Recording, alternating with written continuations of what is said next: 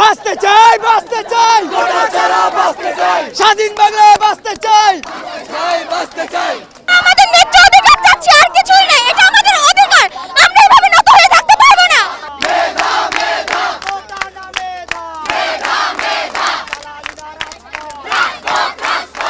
ছাত্রলীগ যে গতকালকে জাবির শিক্ষার্থীদের উপর হামলা করলো রাত 2টা বাজে, এবং ঢাবির শিক্ষার্থীদের প্রতিও আমরা এটার বিচার চাই, এবং কোটা প্রথা যেটা দাবি চাচ্ছে আমরা এটা সফল করতে চাই। সরকার প্রথার কারণে এই জিনিসটা হচ্ছে বলে মনে করি।